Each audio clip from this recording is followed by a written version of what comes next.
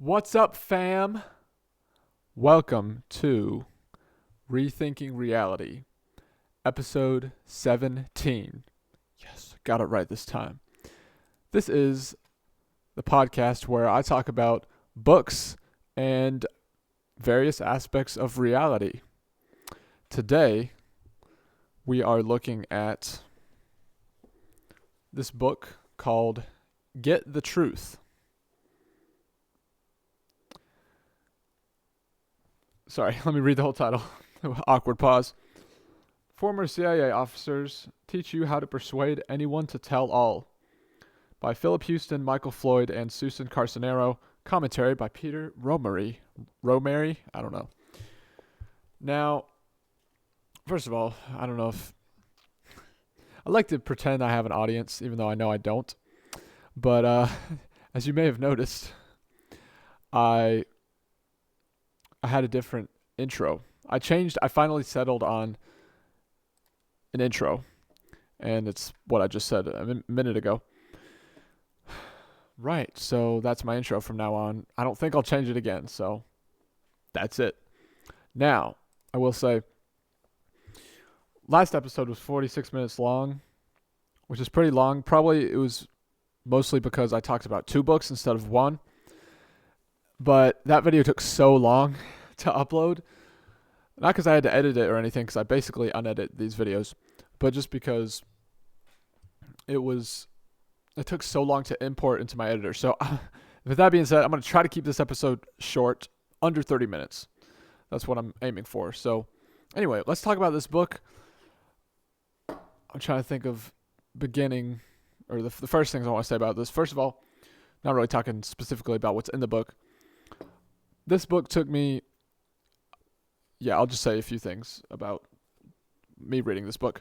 This book took me 9 days to read, I believe. I think I started on New Year's Day, January 1st, or was it the day after? I don't know. I think it was New Year's Day, so today's January 9th, so it took me, I guess, a little bit less than 9 days to read, which is a long time for me, but also, sorry if this audio is clipping a little bit. I feel like,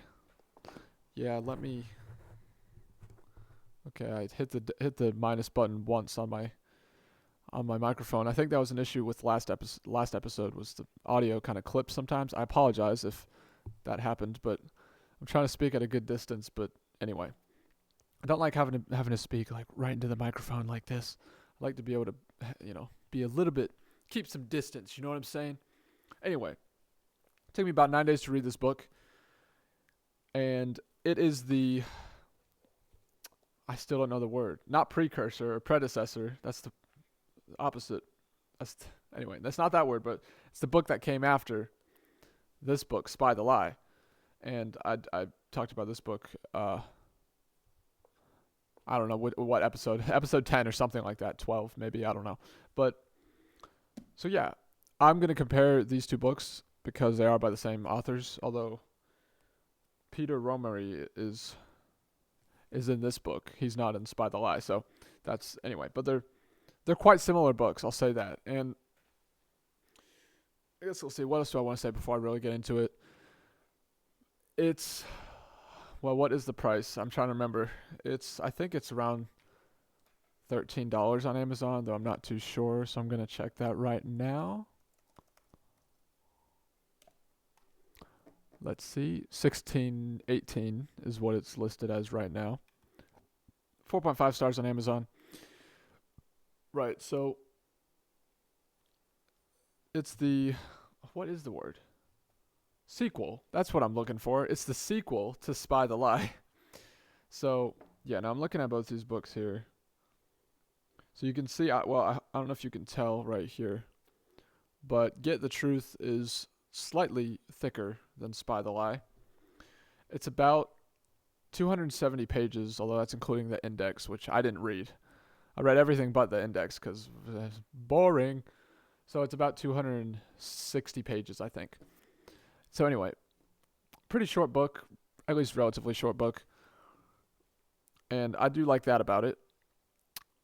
And what else is there to say before I get into it? Oh, well, yeah, let's talk about the cover. So I'll say I really like the Spy the Lie cover. You see that? I thought I just as I was reading this book a couple times, I just looked at the cover and I was like, oh, that's cool. It actually like I looked at the cover when I first got it, but I didn't really like think about it. I was like, yeah, that's pretty cool. It's pointing like it's got a group of people. It's pointing to one of them. It's like he's the liar or whatever. But this one, I also really like this cover. I think it's just looks good. I guess the colors contrast well, and you got the red, blue, and white, three colors. It's pretty simplistic. I like the cover. It looks good. It's like a paper, you see. I mean, I just showed it to you, so I don't think I have to explain it. But yeah, so let's get into the book now. I guess I could talk about the stuff written on the back here, but I'm not going to. So, should I talk about the authors? Nah, you can if you want to buy the book, you can read about the authors and the back. Anyway, the back of the book. So, let's talk about a few different things. I have 5 points this time.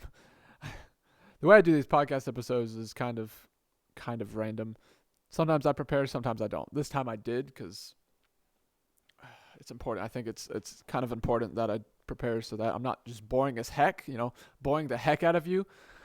But anyway, so 5 points. Let's start. Well, before I do though, I just want to say my thoughts on the book. So, I enjoyed the book. I found it well written, and that's actually one of my points. I just realized it was well written, and it is well written. I think it was well written. Speaking of the past tense, well, I guess it has been written, so it was and is well written, and there are similarities between this book and Spy the Lie. I'll get to that in a minute. But overall, I enjoyed the book. I thought I definitely learned a few things. Well, several things, I would say, from the book. And it was interesting, but also informative. I think it's kind of a marker of a good book, at least for me, is for me to like a book, it has to be informative and interesting. Like it has to be. Sorry, I'm breathing. Like I don't know why. This weather, man, has got me like. I was out yesterday. Sorry, I'm doing this anyway. I'm about to go off on another tangent or just rant. But yesterday. I was outside. I filmed some video of the moon actually with this camera. Matter of fact, and I was like, it was cold outside. It was in the 30s, I think. Yeah, it was in the 30s last night. This was like 11 o'clock. 10:45, 11:15, just around there between those times. And yeah, but I kind of had fun, even though it was freezing. I mean, it wasn't too windy, which was nice. But anyway, back to the book. What was I about to say? Oh no, not this again. No, this is why I shouldn't. Okay. I was saying the book was well written. Sorry, y'all. I'm trying to remember what I was about to say. I'm such a bad content creator. I'm getting better though, right? You fail and fail and fail until you succeed, right? That's called the growth mindset.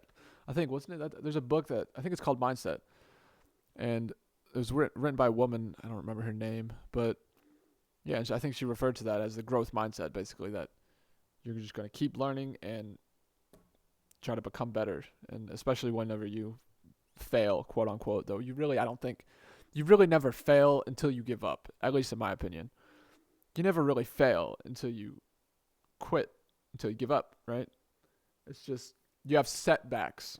And you will have setbacks, especially if you're on a path to success. But if you never give up, you never fail, right? So there you go. But anyway, I was talking about this. It's well written. Oh yeah, it is pretty similar to Spy the Lie in that there's a lot of the same, or a few of the same stories that they talk about that Get the Truth and Spy the Lie both discuss. And so for that reason, the book is a bit repetitive at times, but ultimately, I didn't I didn't find it too boring. Personally, it wasn't boring to me. I thought that it was. I mean, it took me 9 days to read it, so obviously it wasn't. That lets you know that it wasn't so interesting that I read it in a day or 2 days. Yeah, I think. Have I read how many pages have I? I think I read The Power of Habit in a day. No, I don't think I did. It's like 300 pages roughly. I don't. I think I read it in 24 hours, or I think less than 24 hours, but not anyway. Yeah, not a day. Or I guess that is a day. Well, whatever. Depends what you consider a day. Like when the sun comes up till when the sun goes down, or 24 hours. But I would consider a day 24 hours. But anyway, but but I mean, to be honest, I think the reason it took me 9 days to read this book was just because I'm kind of undisciplined, frankly. Just gonna be honest, because may as well be.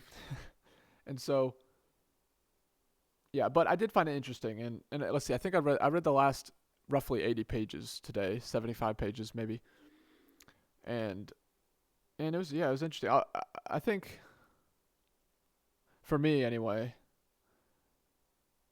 the the last what I read today, so about the last 75 to 80 pages were probably more interesting than the first roughly 100 and 180 pages. So yeah, I'm checking my time because I don't. It's 11 minutes. Okay, we're good. Okay, but yeah, I think like I said, did I say this? In case I didn't, I'll say it now. This book is about I think 20 to 30 pages longer than Spy the Lie. I think I already said that. I showed you the books anyway, but what else? I was gonna say something else and I can't remember. Yeah, I mean it's obviously written. So comparing it to Spy the Lie again, it's obviously written similarly. Okay, similarly to Spy the Lie because it's by the same authors. Although this others, Get the Truth does have commentary by Peter Romeri, who's not in Spy the Lie. So yeah, I mean they are quite similar books, as you might expect. But some people might say a bit too similar. Actually, I think that's what some of the reviews on Amazon said, that they're too similar to. There's the two books. The books are too similar. But personally, I thought there was enough new information in this book to justify reading it, right? Like if you're really into behavior analysis, interrogate, well, specifically lie detection and interrogation, getting the truth, really, and deception detection, that concept, it's worth reading both books. I would say it's worth reading both books because if you just read Spy the Lie, I mean, I feel like Spy the Lie did talk a fair bit about what to do after you notice deceptive behaviors, but Get the Truth definitely elaborates on it more, and so I think it's worth reading. It's $16 for the price. I think it's worth it. I think it's worth it. I think it's worth the price. And what else? Okay, well let me go through my points. Okay, so a couple other things about it. So I'll just say some random things about the book. One thing I disagreed with about this book was they talk about baselining. Now, I'll just let you know. I think I've said this before. I have, I'm sure. I am kind of a behavior nerd, a little bit. Not as much as someone like Chase Hughes, who I think is the expert on behavior analysis and body language, I would say. Maybe not the best in the world, but I think he's definitely an expert.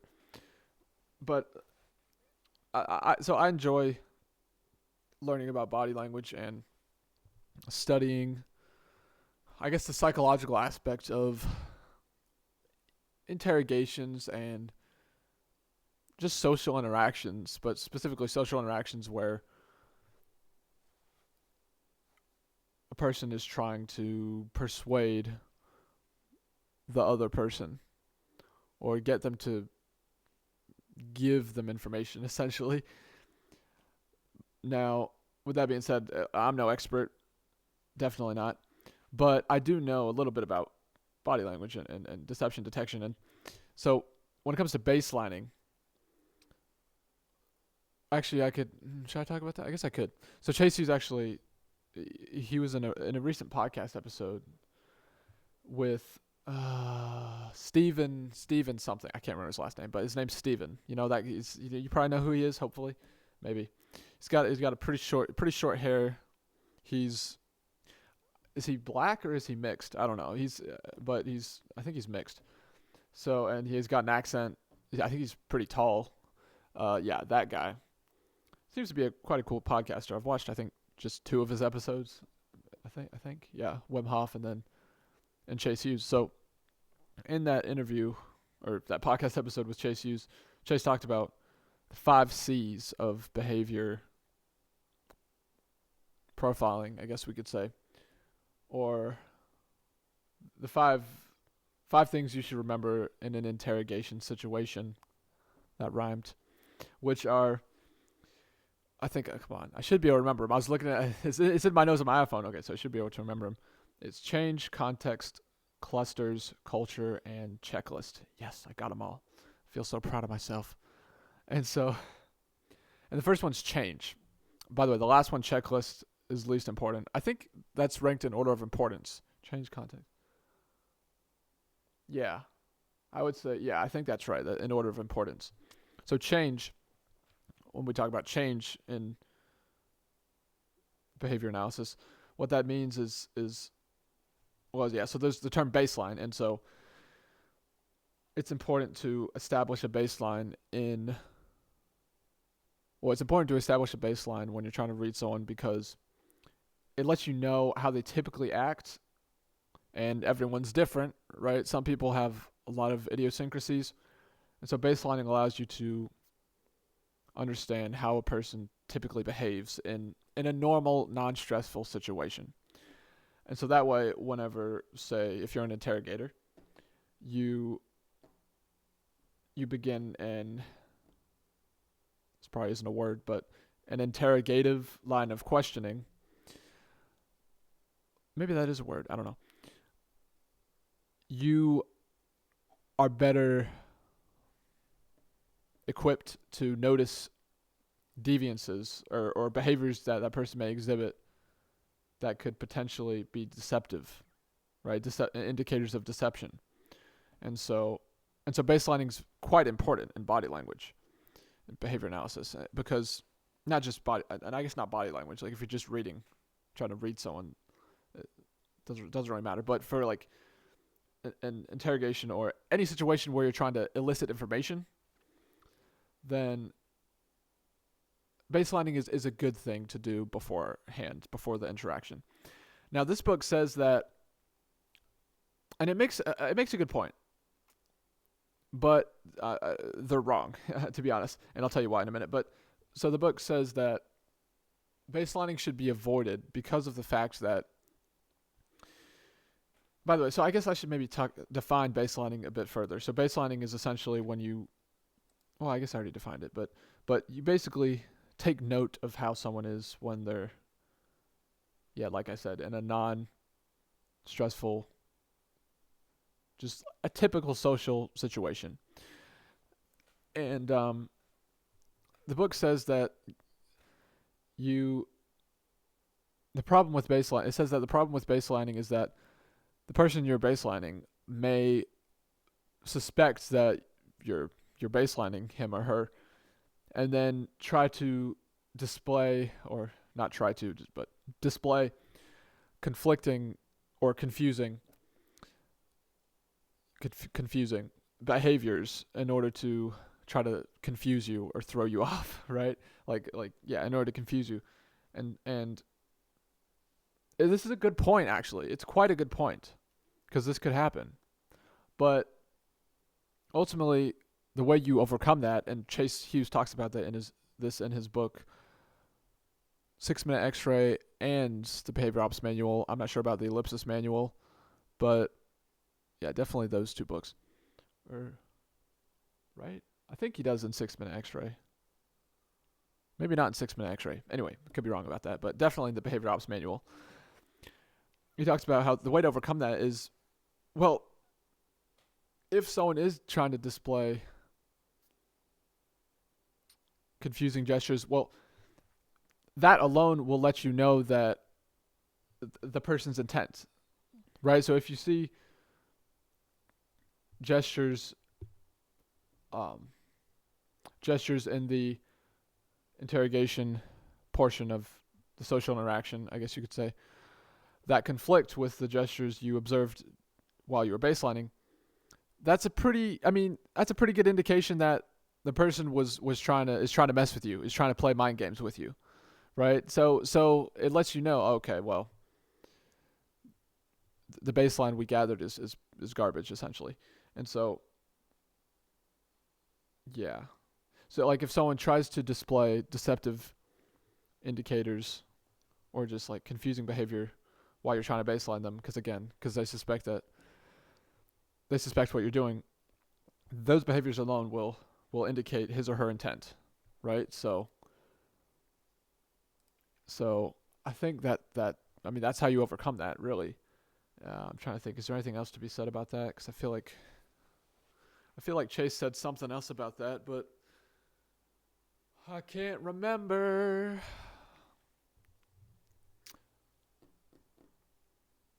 I'm trying to remember. I'm like trying to get my brain to think. Come on, brain. It's like Winnie the Pooh. Think. Get my brain to think. I think that yeah, that's all there's to be said. So, as a rule, it's best to always, if possible, use baselining in, like I said, an interrogation situation or something similar to that.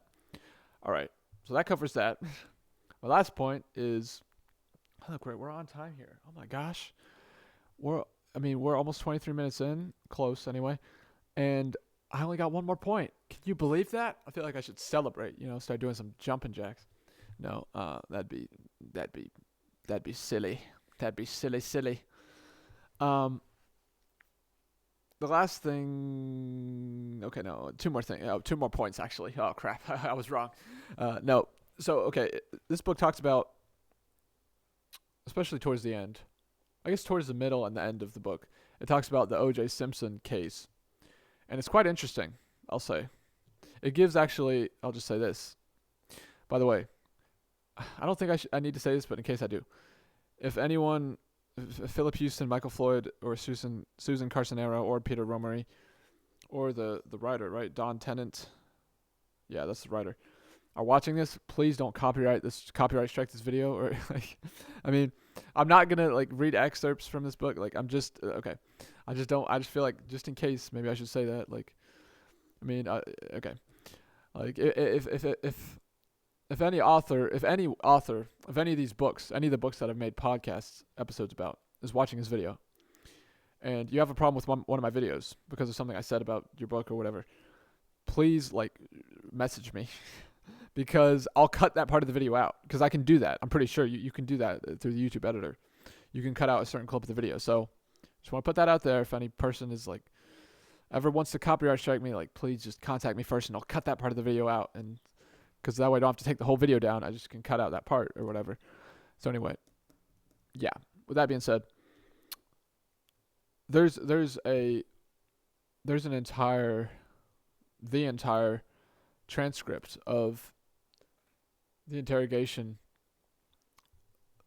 that occurred between two LAPD detectives and O.J. Simpson.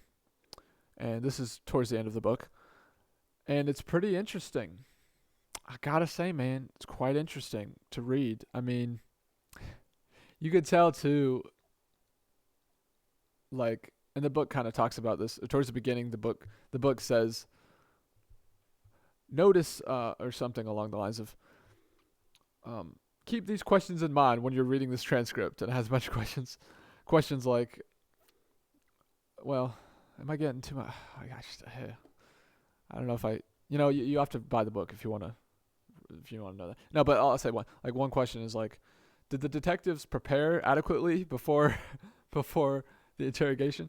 And so, and you can tell if you read the transcript, or I noticed this anyway, that yeah, the detectives really like, from what I noticed, they didn't really seem to have a clear goal. They interrupted O.J. Simpson too much. Like that's something I noticed. Like they didn't do it all the time, but they interrupted him at least a few times, and I think that isn't always a problem. But I think they interrupted him at times where, if they had let him just keep talking, they could have possibly got some useful information. But yeah, so anyway, now I don't know. I don't want to like throw a bunch of crap at whatever. I mean, no one cares. Like I don't know the detectives personally, so what's it matter for me? But yeah, it's just I guess it shows how important being prepared is, and being able to. I mean, like no, neither of the detectives like became emotional or like angry. They didn't use the coercive and they didn't use any coercive and aggressive tactics. but it just it seems like they didn't really know what they were doing, for lack of a better way to put it. And so, anyway, it's a pretty interesting discussion. If you read it, it's pretty interesting. So, anyway, maybe that's a reason for you to buy the book. I don't know, but um, last thing I'll say is, I guess I'll tell you a little bit of. Well, should I do that? No, I won't. So I was debating whether or not to actually share with you some of the tips that the book gives on how to elicit truth. How to elicit information. But I think you got to buy the book if you want to know that. So, yeah, you got to buy it, man. This is me. It's like a I don't know. It's like a secret. It's like shh, don't tell anybody. This book contains secret techniques, and you got to buy it if you want to know. But anyway, but but I will say it does contain very. Well, it contains several, I would say, useful techniques for getting the truth, essentially. Although I say I would say because I haven't used many of them, if any of them really, or I've probably used some of them subconsciously, but I haven't willfully or consciously applied any of the techniques, like to try to figure out something about a person or whatever. So catch someone in a lie or whatever. But I, I'll say this. I'll say one thing about the book, about something it says. It does tell you, one of the things it says about interrogations is that it's important to check your bias at the door, right? And to not get emotional, to suspend judgment, and even when it's really hard, because sometimes it can be really hard to suspend judgment, but you have to at least, maybe it's an act, and but you have to at least try it. But you have to at least try to suspend judgment, and the more you can, I'm trying to put this into words. The more you can sincerely suspend judgment and empathize with the person, even if they're a really horrible criminal, the higher the probability that the person sitting across from you will see you as a friend rather than a foe, and will therefore the higher probability that they'll actually give you what you want, which is most likely information or a confession maybe. But yeah, so that's one of the things this book talks about. Yeah, just to give you a little taste of what's in this book. But yeah, I got a couple texts, or one text maybe. So I'm gonna end this. It's about time to end this. Oh, I'm almost at 30 minutes. Look at that, y'all. First, let me think if there's anything else I want to say about this book. Well, I'll rate it, okay? Because I've done that in some of my. I haven't done that in all my other podcast episodes, but I need to start rating books from 1 to 10. I give it. It's a good book. Get the Truth. It's a good book. And Spy the Lie. I think Spy the Lie, for me, I learned more from Spy the Lie, so I would say I liked it a little bit better. I'm going to give it a 7.5 out of 10. Yeah, I think that's good. That's what I'm going to give it. I think I gave Spy the Lie an 8 out of 10, so that works in my mind, at least. So, yeah, I would recommend it if you have the money and if, it's not essential to life, right? But if you got the money and if you're interested in the topic, I would pick it up.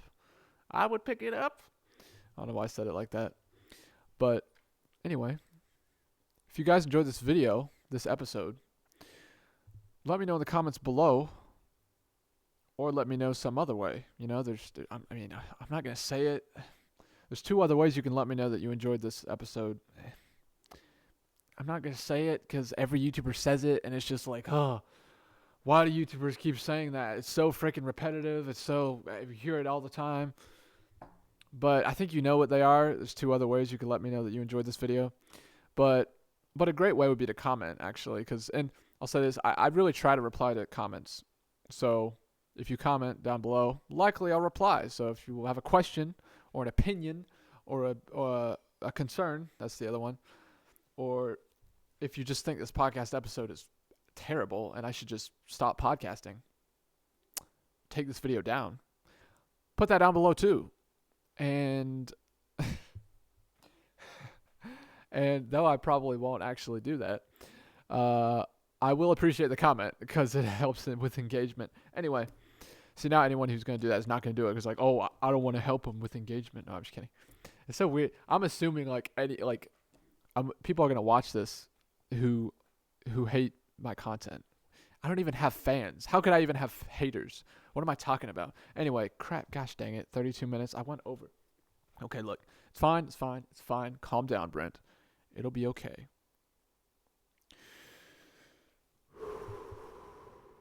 I need to start deep breathing again. Doing the Wim Hof method. Going outside in the freezing cold. Man, I can't wait. It's supposedly supposed to snow Friday. I can't wait for that crap. Oh, are you serious, man? Are you serious? It's going to snow in January? Well, yeah, obviously. I mean, well, not obviously, but it's not surprising. We do live in North America, but I'm surprised it hasn't snowed already. Actually, I'm not. That's not true. I'm not surprised. Weather's been whack for the past God knows how long. Anyway, I hope you enjoyed this video. I will see you in the next one. Thanks so much for watching, especially if you made it to the very end. And have an amazing day, night, or morning. Morning? Have an amazing day /evening/night. Peace.